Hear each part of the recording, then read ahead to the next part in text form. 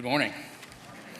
My name is Jeff Penner, and I want to tell you about my journey of being a volunteer and staff member at Agape Development, specifically helping with its social enterprise ministries and men's ministries.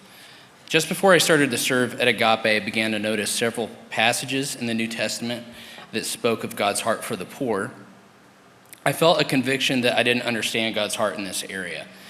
My church experience before this felt so sheltered, privileged, and comfortable, and I felt like God was asking me to get out of my comfort zone to experience a part of his heart that I hadn't fully experienced before. So, fully equipped with my fresh arsenal of theological insight from seminary and a head filled to the brim with ego, I started to serve at Agape. My thought process was essentially this: people don't have this amazing information about God in the Bible, so all I need to do is share it with them, and it will solve all their problems. It didn't take me long to find out that even though my intentions were heartfelt, my strategy for how to help was naive, arrogant, and privileged.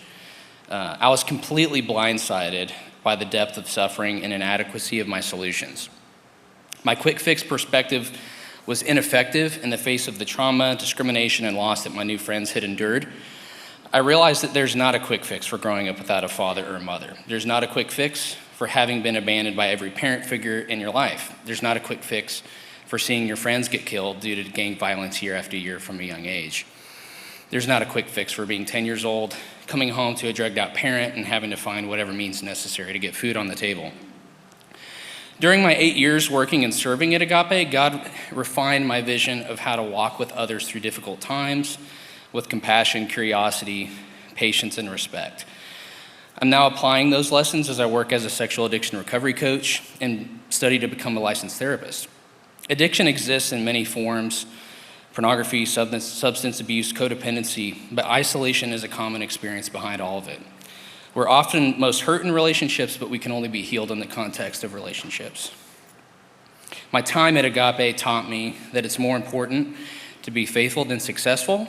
It's often better to listen than to speak, and that true change almost always requires vulnerability and community. In the end, I needed Agape more than Agape needed me.